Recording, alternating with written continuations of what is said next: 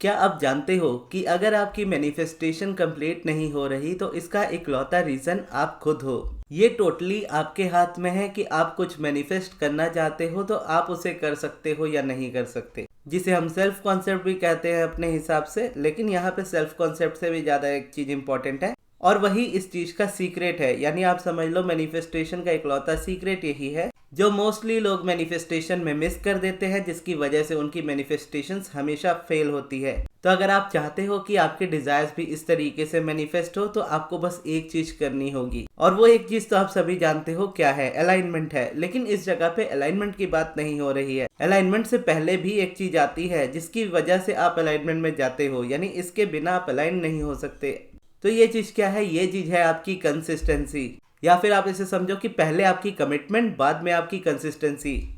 Consistency ने मेरी life में हमेशा रिजल्ट्स दिखाए हैं। अगर आप मुझे काफ़ी टाइम से फॉलो करते हो तो आपको पता होगा जब मैंने अपनी पहली सक्सेस स्टोरीज दी थी इस चैनल पे कि कैसे मेडिटेशन में मैंने रेगुलरली रह करके अपनी लाइफ में हर वो चीज़ मैनिफेस्ट कर ली जो मुझे चाहिए थी। और जो चीज़ें मुझे लगता था कि मुझे मैनिफेस्ट करने में या हासिल करने में 4-5 साल लगेंगे, उससे साल भर के अंदर कहीं ज़्यादा मैनिफेस्टेशंस मेरी लाइफ में हो चुकी थी। उस ग्रोथ के बाद कहीं ना कहीं मेरी कंसिस्टेंसी और कमिटमेंट ब्रेक हो चुकी थी, जहां पर मैं भी प्रैक्टिस नहीं करता था या कम करता था, और धीरे धीरे करते करते वो छूट गई, जैसे मेडिटेशन करना छूट गया। तो प्रॉब्लम वहीं से आनी स्टार्ट हो गई। लेकिन जब मैंने वापस से उसको स्टार्ट किया तो वापस से स्टार्ट करने समय स्टार्टिंग में तो मैंने मोमेंटम बनाने का बहुत ट्राई किया। तो कभी वो ठीक मैं करता था, कभी ब्रेक हो जाता था, कभी 5 मिनट 10 मिनट मेडिटेशन कर पाता था, 15 मिनट नहीं कर पाता था। तो वो प्रॉब्लम्स वापस से मेरे पास आ रही थी। फिर मैंने अपने आप से ये कमिटमेंट लिया था कि अब से मैं डेली ये सारी चीज़ें रेगुलरली करूँगा बिना किसी मतलब कंसिस्टेंसी को ब्रेक किए हुए। और वो दिन था, आप समझ लो 16 तारीख का, जब मैंने डिसाइड किया होगा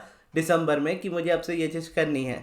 तो 17 तारीख से मैंने ये डिसीजन लिया अपना, यानी फाइनल किया कि 17 तारीख से ये चीज़ें स्टार्ट होंगी, जहाँ पे डेली सुबह 8 बजे मेरे चैनल पे वीडियो आएगी। डेली मैं मेडिटेशन करूंगा, डेली मैं पॉजिटिव एस्पेक्ट्स लिखूंगा, डेली मैं जिम जाऊंगा। अब स्टार्टिंग में कंसिस्टेंसी में थोड़ी बहुत तो प्रॉब्लम आई, लेकिन मैंने स्टिल उस चीज़ को कंटिन्यू रखा। और अभी रिसेंटली आज ही मैं पुरी से वापस आया हूँ और 6 तारीख की रात को मैं अपने घर से गया था। आप समझ लो 7, 8 और 9 ये 3 दिन मैं अपने घर पे नहीं था, लेकिन स्टिल मेरी वीडियोस टाइम पे आई। और आज जो मॉर्निंग में 8 बजे वीडियो आई है वो भी मैंने पहले ही अपलोड कर चुका था। यानी ये आप समझ लो लास्ट महीने ही मैंने वीडियोस बनानी स्टार्ट कर दी थी, और उस तरीके से पूरी जाने से पहले तक ही काफ़ी सारी चीज़ें मैनेज हो गई थी। जहाँ पे मैं पूरी में था भी, लेकिन उसके बाद भी मेरी वीडियोस हमेशा टाइम पे रही। और जब मैं पूरी भी गया तो वहाँ पे मैं 3 दिन था, तीनों दिन मैंने मेडिटेशन किया, 2 दिन पॉजिटिव एस्पेक्ट्स लिखे, तीसरे दिन मॉर्निंग टाइम में वो चीज़ छूट गई, लेकिन मैंने उसको स्किप नहीं किया। तो जब मैं रात को वापस आ रहा था ट्रेन में, तो मैंने ट्रेन में बैठ करके अपने पॉजिटिव एस्पेक्ट्स लिख करके उसे कंप्लीट किया। यानी सिचुएशन किसी भी तरह की आए, मैंने उस जगह पे अपनी कमिटमेंट को नहीं तोड़ा।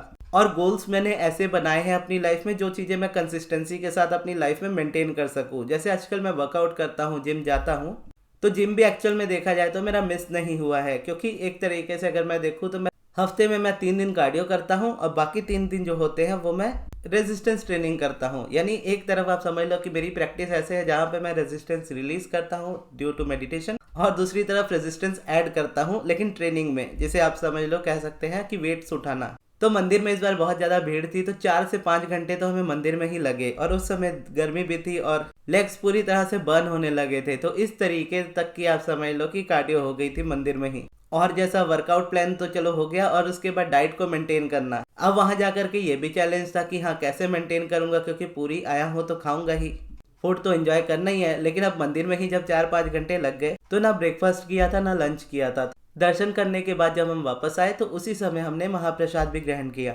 फिर रात को भी हमारा डिनर बहुत लाइट था। तो पहला दिन ऐसे ही निकल गया। अब दूसरे दिन क्या था? अब दूसरे दिन भी इसी तरीके से वॉक हुआ, इधर उधर घूमना, और लास्ट दिन भी इसी तरीके से हम भुवनेश्वर चले गए। तो इन 3 दिनों में अगर आप देखोगे तो कार्डियो हद से ज्यादा हुआ है। और बाकी यानी आज ट्यूसडे है जब मैं ये वीडियो बना रहा हूँ, तो वेडनेसडे, थर्सडे, फ्राइडे ये 3 दिन वापस से मैं अपनी वही रेजिस्टेंस ट्रेनिंग करके सैटरडे को अपना कार्डियो कंटिन्यू करूंगा। तो यहाँ पर मैं आपको ये बताना चाहता हूँ कि जब आप कमिटमेंट लेते हो अपनी लाइफ में कि आपको कोई चीज़ करनी है, और उसकी कंसिस्टेंसी की कमिटमेंट लेते हो कि मैं अपनी तरफ से ये चीज़ मैं 100% देने वाला हूँ, अपनी तरफ से मैं कोई चीज़ नहीं छोड़ूंगा, और जो चीज़ें आपके लिए इंपॉर्टेंट है, अगर उन चीज़ों को आप इस तरीके से लेकर के चलते हो तो यूनिवर्स आपको इस तरीके से आपकी लाइफ में सपोर्ट करता है। वो आपकी कोई भी चीज़ ब्रेक नहीं होने देगा।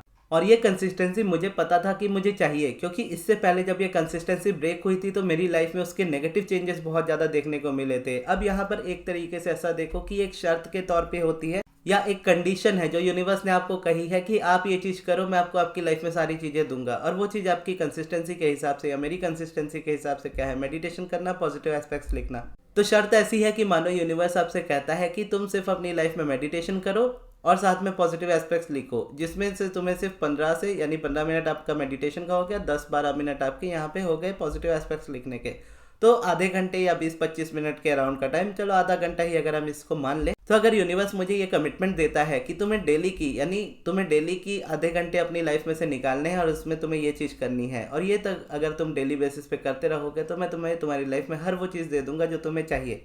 अब इससे अच्छी डील अगर एक्चुअल में देखा जाए तो लाइफ के साथ आपकी कोई दूसरी नहीं हो सकती, जहां पर आपको ज़्यादा टाइम भी नहीं देना, बस आपको कंसिस्टेंसी मेंटेन करनी है, क्योंकि रिजल्ट्स जो है वो आपको इमीडिएटली नहीं दिखते हैं। मूड स्विंग्स स्टार्टिंग में बहुत होते हैं, 3D रियलिटी पे आप अपना फोकस नहीं हटा पाते हो, वो चीज़ें हर किसी के लिए नॉर्मल होती है, और मैनिफेस्टेशन भी एक तरफ हमारे लिए बहुत इंपॉर्टेंट हो जाती है। अब जब लाइफ में चेंज नहीं दिख रहा होता और मैनिफेस्टेशन में भी थोड़ा बहुत मोमेंटम नहीं दिख रहा होता, कभी तो लगता है कि चीज़ें सुधर रही है या सुधर जाएंगी, कभी लगता है बिगड़ रही है और बिगड़ती जाएंगी। लेकिन आप ये समझ लो कि यही चैलेंजेस होते हैं या यही हर्डल्स होते हैं जो आपको आपकी कंसिस्टेंसी में ब्रेक करते हैं। लेकिन अगर आप कंसिस्टेंसी मेंटेन करने का कमिटमेंट ले लेते हो अपनी लाइफ में और बढ़ते चले जाते हो, तो ये चैलेंजेस आपकी लाइफ में से खत्म होने लगते हैं। फिर आप इस तरीके से जब प्रैक्टिस करना स्टार्ट करते हो और इसमें कंसिस्टेंट होते चले जाते हो, तो आपकी लाइफ में वो चेंजेस नजर आने लगते हैं। अब 17 दिसंबर से अगर मैं अभी तक की डेट देखूं तो आज है 10 मार्च। अब 10 मार्च के हिसाब से मैं देखूं तो 17 तारीख आने वाली है, 17 तारीख में और 7 दिन बच रहे हैं, तो ऑलमोस्ट आप समझ लो मुझे 3 महीने हो चले हैं इसको कंटिन्यू करते हुए। 3 महीने में मैंने ऑलमोस्ट 10 kg लूज किया है अपनी लाइफ में, जो कि इनफ है। यानी अगर आप देखोगे तो जो लूज किया है वो 1 महीने में किया है। अब क्योंकि पहले वही कमिटमेंट बनाया था अपने साथ कि हाँ डेली जिम जाना है, तो उस समय गोल ये होता था कि अपने आप को कंसिस्टेंट करूं। और उसके बाद जनवरी 20 तारीख से यानी 20 जनवरी से फिर मैंने वर्कआउट के साथ साथ अपनी डाइट प्लान को भी स्टार्ट किया था। तो 20 जनवरी से आप देखोगे तो 20 फरवरी तक अगर मैं देखूं तो इस बीच में मैंने 8 to 9 kg के बीच में लूज़ किया था, और उसके बाद वो और भी लूज़ हुआ। लेकिन ऑब्वियसली मुझे पूरी जाना था, तो उस समय भी मेरी थोड़ी सी वो रूटीन ब्रेक हो गई थी। लेकिन उस जगह पे भी मैंने अपने आप को कमिटमेंट क्या दी थी, जैसा मैंने स्टार्टिंग में कहा कि कमिटमेंट मैं वैसे दूंगा जिसको मैं पूरा कर सकूं, यानी नेचुरली वो होनी चाहिए। अब मैं अगर कैलोरीज के हिसाब से या अपने न्यूट्रिशन के हिसाब से चीज़ें अपने कंज्यूम कर रहा हूँ डे टू डे बेसिस में अपनी डाइट पे, तो इसका मतलब ये बिल्कुल नहीं है कि मैं अपनी लाइफ में अपने फूड को इंजॉय नहीं करूँगा, क्योंकि वो तो मुझे करना ही है। लेकिन उस बीच का बैलेंस इस तरीके से बनना चाहिए कि चीज़ें हद से ज़्यादा ना हो। जैसे मैं पहले क्या था, ओवर ईटिंग बहुत ज़्यादा करता था, तो एक गोल बनाया कि हाँ चलो अब से प्रोटीन इंटेक एटलीस्ट अपना सही रखेंगे, और कैलोरी अगर डेफिसिट होता है तो डेफिसिट भी रहेगा, अगर उसको हम मेंटेनेंस में रख पाते हैं तो भी ठीक है, अगर सरप्लस में भी जाता है तो ज़्यादा नहीं जाना चाहिए। तो उस हिसाब से अगर देखूँ तो मैं अपना वे प्रोटीन लेकर के गया था पूरी, तो वहाँ पर भी मैंने उस चीज़ को यानी वे प्रोटीन को अपना कंज्यूम करके अपना प्रोटीन इंटेक सही रखा था, जिससे मेरी डाइट भी बैलेंस पे रही। और जब मैं वापस आकर के अपना वेट चेक किया तो एग्जैक्टली उतना ही वेट था जितने पे मैं निकला था, ऑलमोस्ट 8 kg। और जो 8 kg है वो ऑब्वियसली आप ऐसा समझ लो कि स्टार्टिंग में जब आप इनफ बाहर का खा लेते हो इमीडिएटली, तो आपकी बॉडी इमीडिएटली रिस्पॉन्स करती है उस पर एक वाटर वेट के तौर पे, तो 1-2 दिन में वो चीज़ वापस से 9 kg के अराउंड हो जाएगी। तो इस तरीके से जब आप कंसिस्टेंट होते हो तो यूनिवर्स आपको हमेशा सपोर्ट करता है। तो आप होते हो जो अपनी लाइफ में किसी चीज़ से पीछे हटते हो। अगर आप डिसाइड करते हो कि मुझे कोई चीज़ चाहिए, कई बार तो कॉन्फिडेंस होता है इस चीज़ को हम हासिल कर ही लेंगे, और कई बार ऐसा भी होता है कि इस चीज़ के बिना हम नहीं रह सकते, तो ये चीज़ हमें चाहिए ही चाहिए। और जब आप उस चीज़ को पाने के लिए आगे बढ़ोगे तो जिस जगह पे कॉन्फिडेंट है आपको, उस जगह पे तो आप देखोगे कि अपने आप में आप कंसिस्टेंसी भी मेंटेन कर लोगे, या उतनी ज़रूरत भी नहीं पड़ेगी, वो वैसे ही मैनिफेस्ट हो जाता है।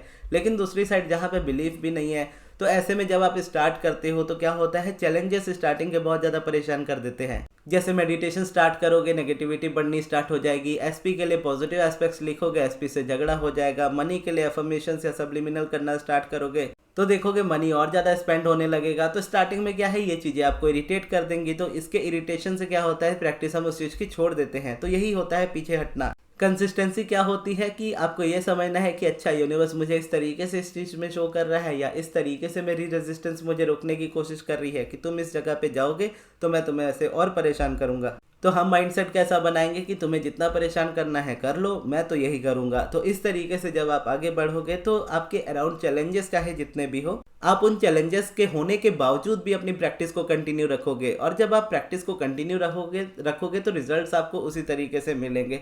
तो इन 3 महीनों के बीच में अगर बोलूँ तो जैसे ये वेट वाला मैंने बताया ऑलमोस्ट 9 kgs डाउन, और वहाँ पे इनकम में अगर मैं बोलूँ तो इनकम में ग्रोथ, चैनल में भी ग्रोथ, इनकम का एक और सोर्स का ऐड होना जहाँ पे रोबोटिक एफर्मेशंस भी है, और उस रोबोटिक एफर्मेशन से सक्सेस स्टोरीज भी आना, रिलेशनशिप्स का लाइफ में बेटर होना, मेरा वापस से क्लासेस को स्टार्ट करना और उन क्लासेस को कंटिन्यू करना और इजीली कंटिन्यू करना, और जिसमें स्टूडेंट्स जो लोग आए क्लास में उनका भी सेटिस्फाइड होना कि जिसके लिए उन्होंने पे किया है उसको उसके रिटर्न में इतना मिले कि वो उस जगह पे ये ना कह पाए कि हाँ इस जगह पे मैंने जाके गलती की। तो ऐसे में देखोगे तो ऐसा कोई एस्पेक्ट नहीं है जो 3 महीने में मेरी लाइफ में सुधरा ना हो। हेल्थ, वेल्थ, रिलेशनशिप, सक्सेस, और आने वाले टाइम में ये चीज़ और ग्रोथ होती जाएगी।